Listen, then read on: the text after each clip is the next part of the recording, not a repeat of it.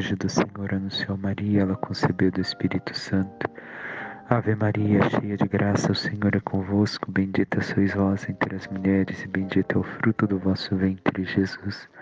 Santa Maria, Mãe de Deus, rogai por nós, pecadores, agora e na hora de nossa morte. Amém. Eis aqui a serva do Senhor, faça-se em mim segundo a vossa palavra. Ave Maria, cheia de graça, o Senhor é convosco, bendita sois vós entre as mulheres, bendito é o fruto do vosso ventre, Jesus. Santa Maria, Mãe de Deus, rogai por nós, pecadores, agora e na hora de nossa morte. Amém. O Verbo se fez carne e habitou entre nós. Ave Maria, cheia de graça, o Senhor é convosco, bendita sois vós entre as mulheres, bendito é o fruto do vosso ventre, Jesus. Santa Maria, Mãe de Deus, rogai por nós, pecadores, agora e na hora de nossa morte. Amém.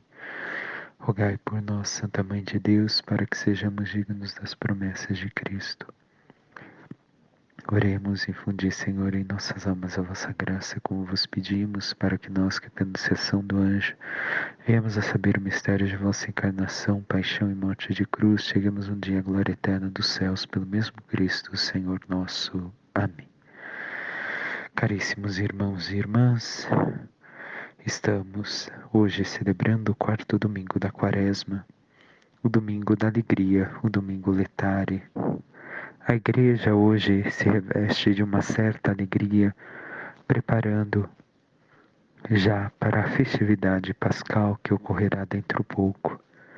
E hoje, esta alegria, que ainda não é a festa, nos recorda aquela alegria que nós viveremos na eternidade, onde Deus será plenamente a nossa alegria. A própria oração coleta nos diz: ó Deus, que por vossa palavra realizais de modo admirável a reconciliação do gênero humano, concedei ao povo cristão correr ao encontro das festas que se aproximam, cheios de fervor e exultando de fé. Então, assim, ao início da missa, nós fomos chamados, justamente pela antífona, alegrai-vos no Senhor. Nós, como Jerusalém, devemos de nos alegrar no Senhor. Jubilai-vos, alegrai-vos, Jerusalém, porque a vossa salvação está próxima. Como bem sabemos, devemos de nos alegrar, porque celebrando os mistérios da paixão, morte e ressurreição do Senhor, celebramos também o mistério da nossa subida, da nossa entrada nos céus, pela abertura da porta dos céus realizada por nosso Senhor Jesus Cristo, através de seu sacrifício na Santa Cruz. E hoje, o que o Senhor nos diz? Nós iniciamos a leitura de hoje com Crônicas, capítulo 36 da segunda Crônicas, de 14 a 16, 19 a 23, onde nos apresentam algo que devemos de meditar em relação à nossa vida. O Evangelho nos apresentará Jesus e Nicodemos, um trecho do seu diálogo. Mas a primeira leitura já nos introduz, de certa forma, aquilo que é o principal, aquilo que deve de ser o questionamento também na liturgia de hoje para as nossas vidas, caríssimos irmãos. E aqui, olhando, devemos de nos questionar. Diz o livro de Crônicas: naqueles dias, todos os chefes dos sacerdotes e o povo multiplicaram suas infidelidades, imitando as práticas abomináveis das nações pagãs, e profanaram o templo que o Senhor tinha santificado em Jerusalém. Ora, caríssimos irmãos, o que o Senhor está dizendo a cada um de nós? Também nós, como povo daquele tempo, multiplicamos as nossas infidelidades. Recordemos a história do povo de Israel. Como diz a própria Escritura, com nenhum outro povo o Senhor agiu assim. O povo o tirou da escravidão da terra do Egito. O Senhor tirou o seu povo, melhor dizendo, da escravidão da terra do Egito.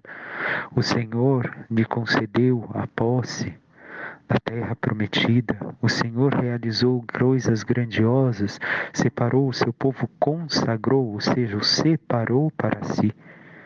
E agindo com tanto amor e carinho, cuidando para que o seu povo fosse fiel, somente pediu ao povo essa resposta de amor, essa fidelidade a Ele. Porém, como bem sabemos e bem encontramos nos textos sagrados, o povo de Israel foi infiel. Não permaneceu fiel ao Senhor. Multiplicou a sua infidelidade. Nós temos sido fiéis ao Senhor agora que já estamos adentrando a Quaresma e nos aproximando da Semana Santa. Temos praticado a nossa fidelidade ao amor do Senhor por nós, respondendo com nosso amor a Ele. Temos sido fiéis? Temos, como continua a leitura, imitado as práticas abomináveis das nações pagãs? Como? De que forma? Se nós não vivemos a nossa fé, se nós não vivemos unidos a Jesus Cristo, se nós não praticamos seus ensinamentos, se não vivemos os mandamentos do Senhor, nós estamos vivendo como as nações pagãs. Nós estamos imitando a abominação daquilo que Deus repugna de todos aqueles que o conhecem ou ouviram falar dele e se afastam dele. Somos nós assim, que de certa forma dizemos que temos fé, como o povo de Israel dizia que tinha fé. Também nós, enquanto católicos, enquanto cristãos, dizemos ter fé, mas de que forma agimos em relação à nossa fé? Somos infiéis? Temos praticado coisas abomináveis de outras nações, e aqui não somente em nações, mas que contradizem a nossa fé em Jesus Cristo? E aqui nem preciso me expressar tanto, basta conhecermos melhor aquilo que é a nossa fé, aquilo que é a doutrina da nossa salvação, conhecermos aquilo que foi condenado pelos santos, pelos mártires, tudo aquilo que é contrário ao amor a Deus, e nos questionarmos: estamos praticando isso? Estamos buscando isso? Como recordarei um pouco de Santo Agostinho em relação ao Evangelho, aqui já entro com o questionamento de Agostinho em outros textos, em que fala e questiona se nós buscamos realmente viver a fé ou acreditamos em astros e outras coisas contrárias a essa doutrina da salvação. Santo Agostinho, recordo, como já disse em alguma homilia, escreve: pode haver coincidências em relação justamente à astrologia, mas não podemos dizer que ela guia o nosso destino, porque senão dois gêmeos, e isso já Santo Agostinho no século IV, dois gêmeos teriam o mesmo destino, e nós, ao entanto, ao olharmos a olho nu, enxergamos destinos diferentes na vida de dois irmãos que nasceram no mesmo dia, mesma hora e mesmo local. Então, este é um dos exemplos. Tem tantas outras coisas que são contrárias à nossa fé, que vivem aqueles que não vivem a fé, e nós temos seguido as suas práticas abomináveis, colocando um pé na fé, um pé na igreja como o povo de Israel, um pé no templo e outro pé querendo viver aquilo que é vantajoso para nós no mundo atual, na idolatria. E continue, profanaram o templo que o Senhor tinha santificado em Jerusalém.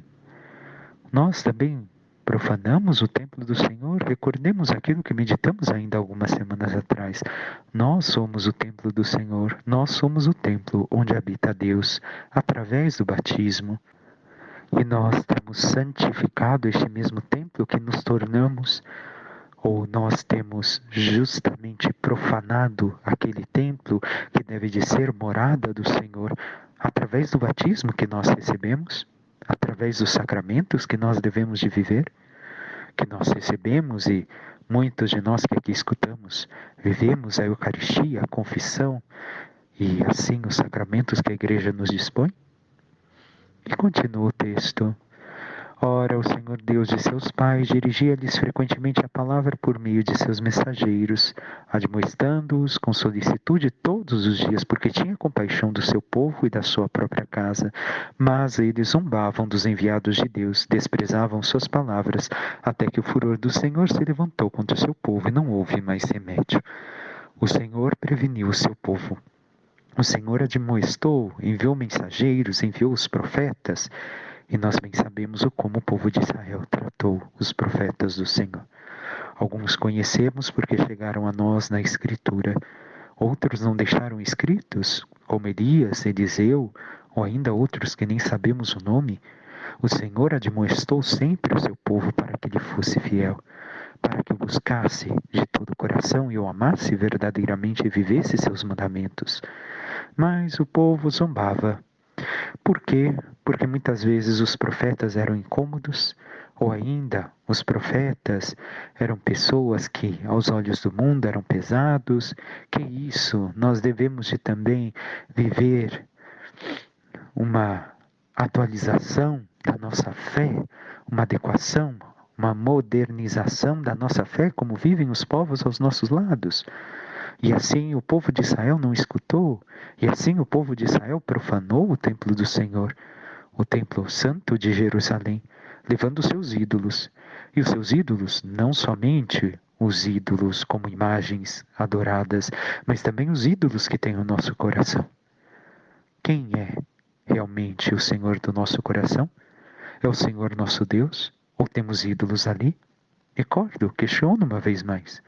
Se nós não amamos e não adoramos a Deus, nós amamos e adoramos alguém ou alguma coisa.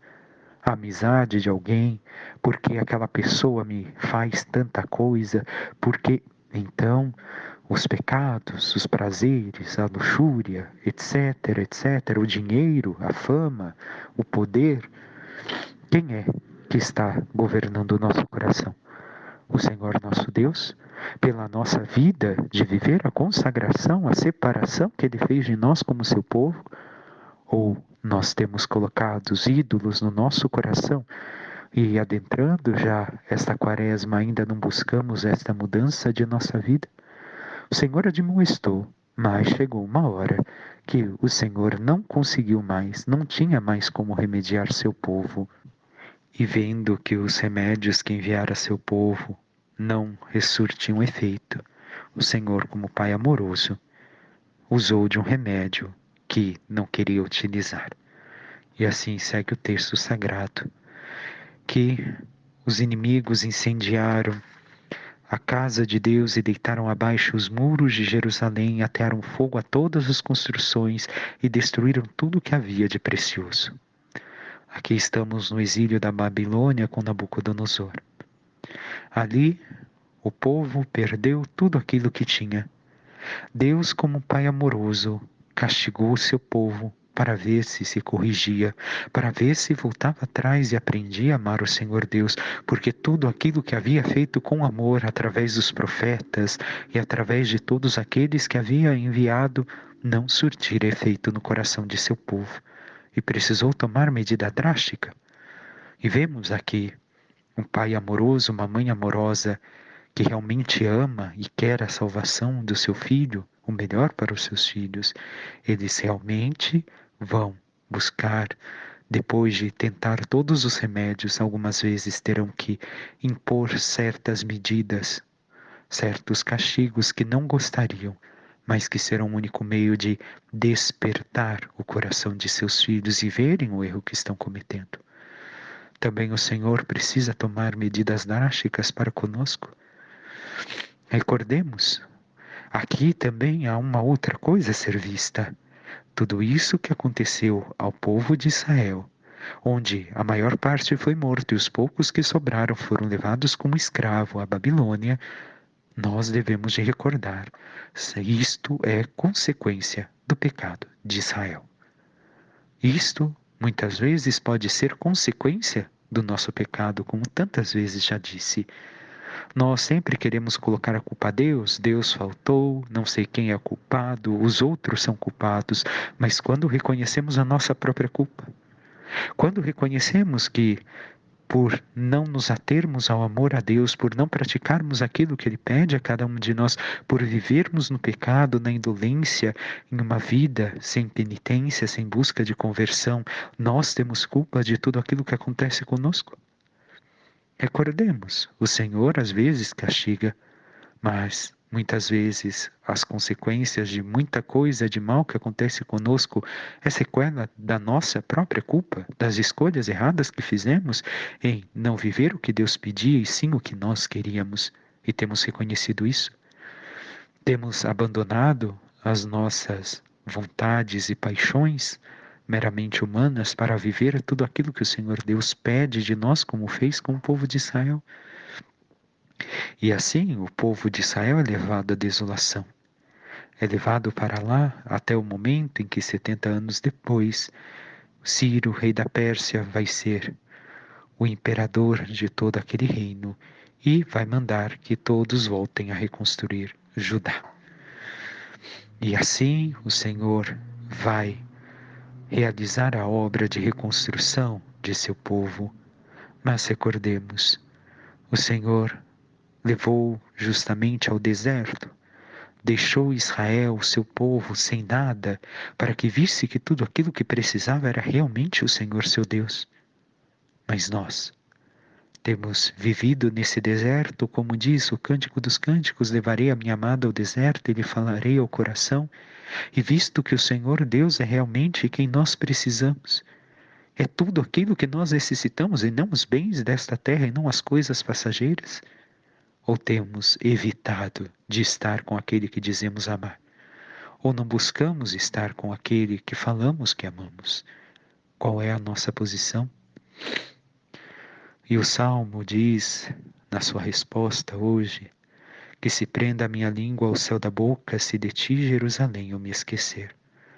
Jerusalém para nós é a Jerusalém celeste, a igreja. Nós realmente pensamos desta forma, que se nos esquecermos da nossa mãe igreja, da nossa fé, da Jerusalém celestial, que a nossa língua se prenda ao céu da boca?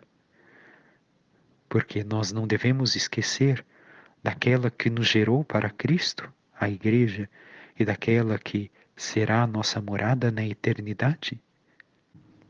E o evangelho de hoje é um trecho do diálogo de Jesus com Nicodemos, que nós podemos pegar o capítulo 3 de São João e lermos de forma mais completa na nossa Bíblia, porque aqui só nos é transmitido uma pequena parte daquele diálogo.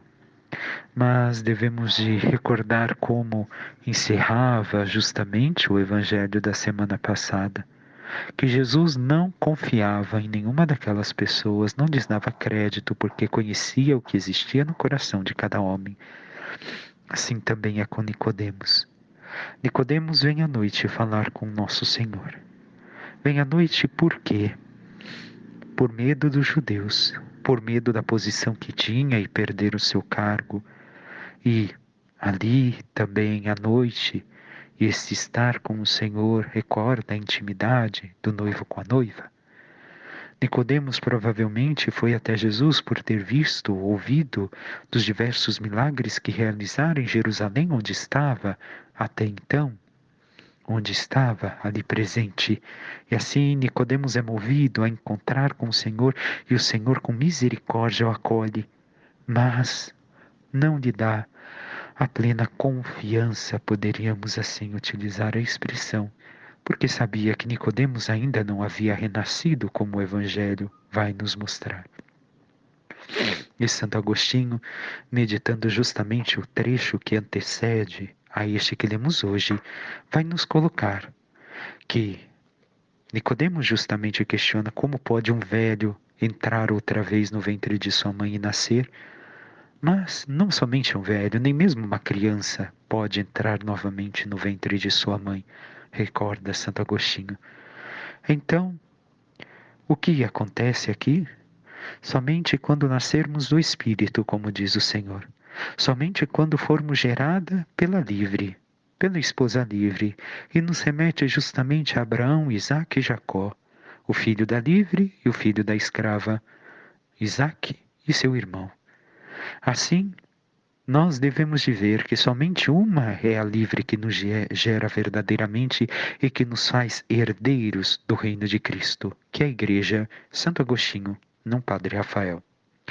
E se não somos gerados na Igreja, se não somos batizados, se não vivemos os sacramentos, se torna impossível sermos filhos da livre, sermos filhos de Deus, termos este novo nascimento do Espírito Santo. E Santo Agostinho vai falar justamente contra aqueles que combatiam a igreja em seu tempo, em especial os hereges, dizendo: mas espera, e aquele nasceu em tal heresia, nasceu nisso? Não, não, é impossível nascer, porque só existe uma mãe verdadeira. E esta é a nossa fé, caríssimos. Estamos falando de católicos para católicos. Então, não há por que escandalizar. Esta é a nossa fé. Se esta é a nossa fé, nós devemos reconhecê-la e vivê-la, nós que escolhemos assim.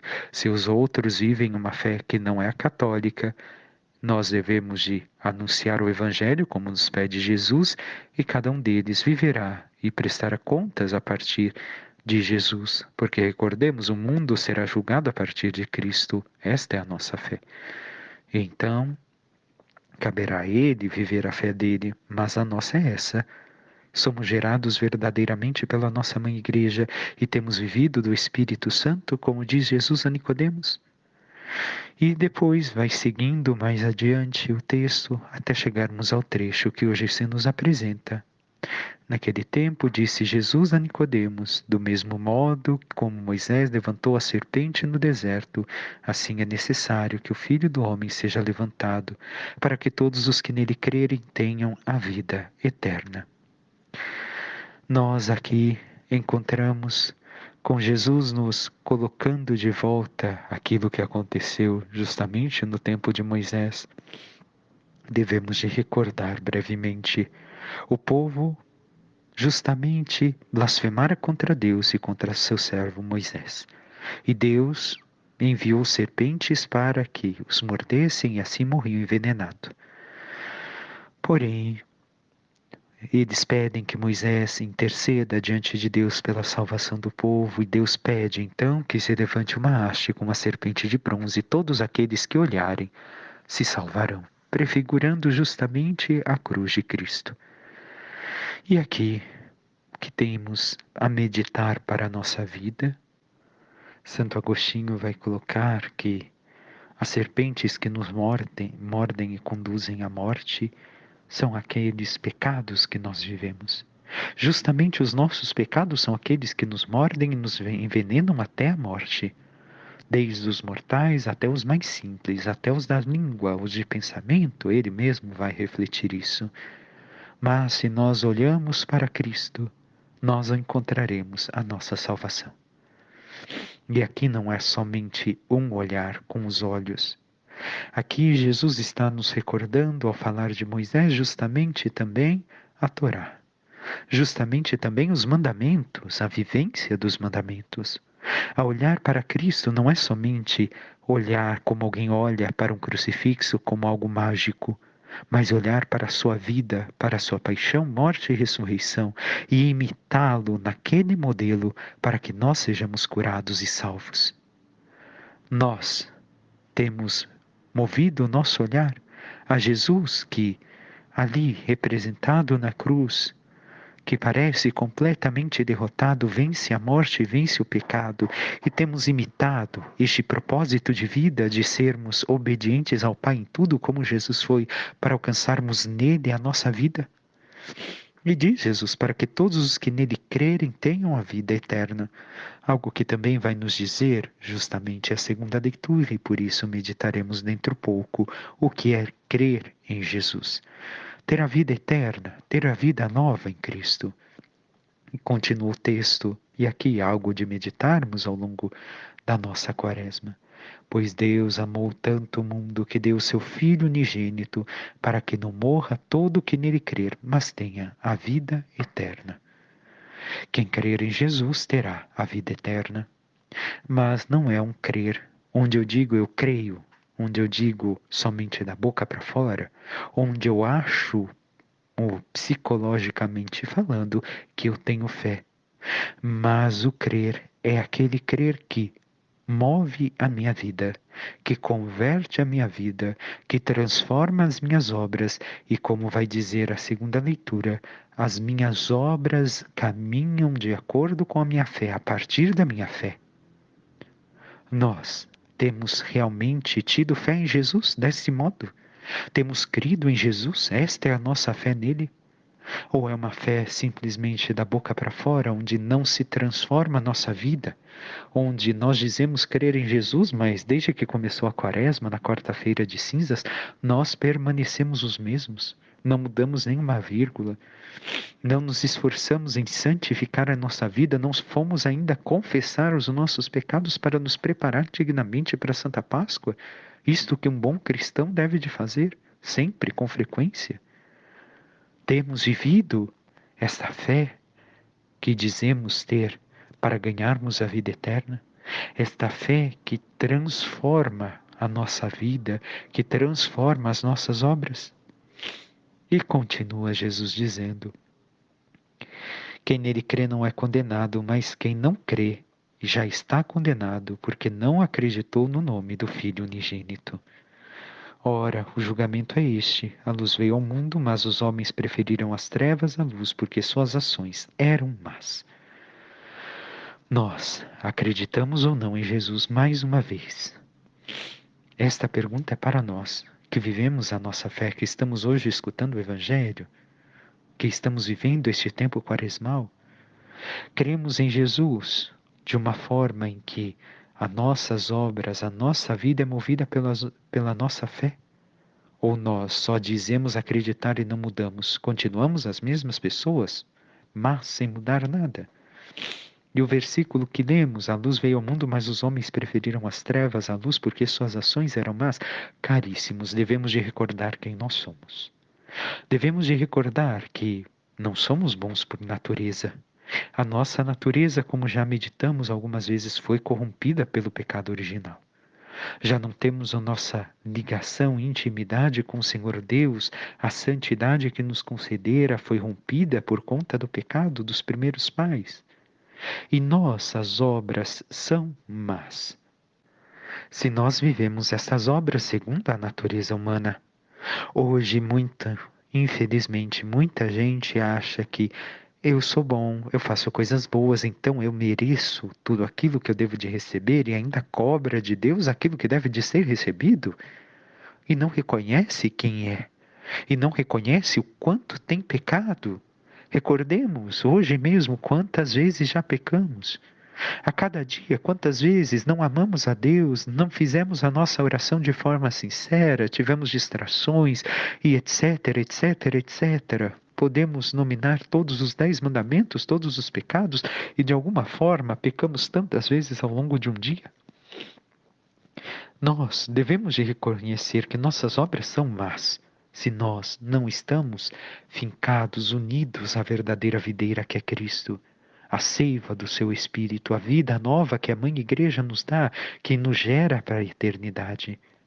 Mas nós temos vivido com força o nosso batismo, o batismo que recebemos, que nos torna um em Jesus Cristo, que nos levam ao céu, que nos chamam a mudar a nossa mentalidade, e isso é a palavra conversão, metanoia, e assim mudar também todas as nossas ações para que brilhe em nós a luz de Cristo, para que se manifeste através de nós esta luz? Ou nós seguimos querendo viver nas trevas para que ninguém veja nossas obras e queremos continuar maus? Porque, afinal de contas, nada de mal me aconteceu. O que tem de mais? Todo mundo vive assim. Reconheça, recorde-se, como na primeira leitura, o que o pecado do povo de Israel fez. E não transformou seu coração como deveria, está pedindo Jesus no Evangelho. Nós temos vivido assim. Não temos transformado o nosso coração. Reconhecemos aquela frase que nos diz: a fé sem obras é morta. Então nós devemos de mostrar as nossas obras pela nossa fé, manifestar em nossa vida a luz de Cristo, e não querer imitar os povos, e não querer viver como todo mundo, de uma forma moderna. A minha fé tem que modernizar. Não, nós devemos de ser fiéis a Jesus, ao seu Evangelho, à santidade que pede justamente a cada um de nós, mesmo que isso seja causa de perseguição, como foram aos profetas, aos santos, aos mártires. E temos vivido uma vida desta forma. Continua Jesus: quem pratica o mal odeia a luz e não se aproxima dela, para que suas ações não sejam denunciadas. Quer continuar nas trevas, quer continuar naquilo que acha bom. Mas quem age conforme a verdade aproxima-se da luz, para que se manifeste que suas ações são realizadas em Deus. E assim, caríssimos, nós temos cada vez mais nos aproximado da luz de Deus, da ação do seu Espírito Santo, para que se manifeste cada vez mais as nossas ações, a luz de Deus através de nós. E a segunda leitura encerra dizendo: Deus é rico em misericórdia, por causa do grande amor com que nos amou. Quando estávamos mortos por causa das nossas faltas, Ele nos deu a vida com Cristo. O Senhor nos amou. O Senhor, com misericórdia, nos deu uma vida nova em Cristo, se nós estamos profundamente ligados a Ele. Mas continua São Paulo: é por graça que vós sois salvos. Não é por nossos méritos, não é por meu próprio esforço, não é por mim mesmo. É Deus que me salva. E justamente nesse trecho da carta, São Paulo vai manifestar esta gratuidade, esta graça que Deus dá. Nós somos salvos em Jesus Cristo, à medida que nós nos unimos a Ele, que nós vivemos esta vida em união com Ele, na fidelidade, na obediência ao Pai. Mas nós temos vivido esta fidelidade, esta obediência ao Pai. Nós temos buscado estar cada vez mais unidos ao Senhor através da oração, através de uma intimidade com Ele. E continua: com efeito, pela graça que sois salvos mediante a fé, e isso não vem de vós, é dom de Deus, não vem das obras, para que ninguém se orgulhe, pois é Ele quem nos fez.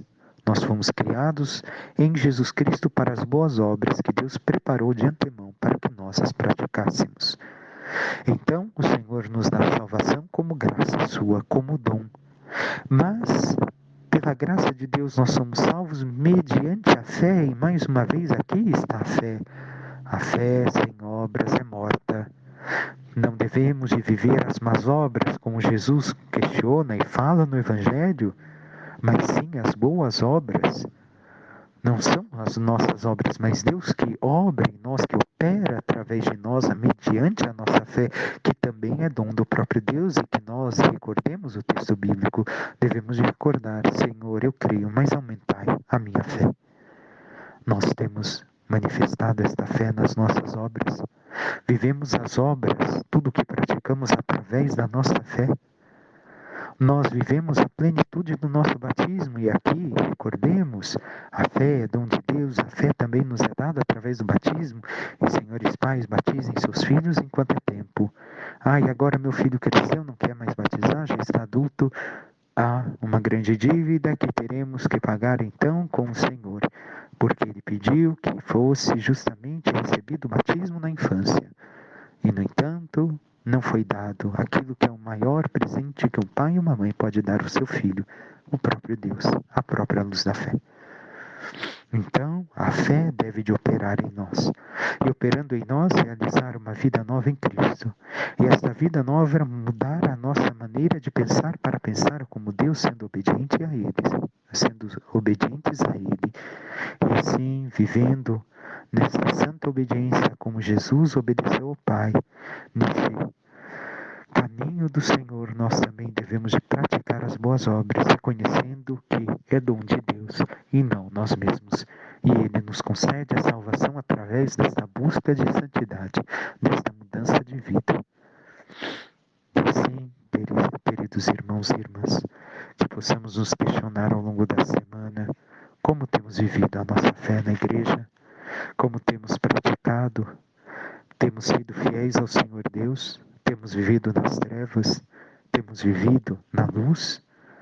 Reconhecemos que é puro dom e graça de Deus tudo aquilo que temos e as boas obras que somos capazes de praticar, ou nos orgulhamos e achamos que somos nós mesmos que vamos alcançar a nossa salvação? Por intercessão de Maria Santíssima, que o Senhor Deus de bondade nos conceda a graça, mais uma vez, da luz do seu Espírito Santo, e que ao escutarmos a sua voz em nosso interior, em nosso coração, possamos abrir mais, dilatar o nosso coração a Ele, abandonando todas as trevas e tudo aquilo que não é da nossa fé, para vivermos a fidelidade a Ele. E vivendo cada vez mais a nossa fé e praticando as boas obras e obras de santidade, possamos nos abandonar em suas mãos, para assim um um dia merecermos a glória dos céus. Louvado seja o nosso Senhor Jesus Cristo, para que sempre seja louvado. Uma excelente semana e por intercessão de Maria, dos anjos e santos de Deus, que o Senhor Deus os abençoe em nome do Pai, do Filho e do Espírito Santo. Amém.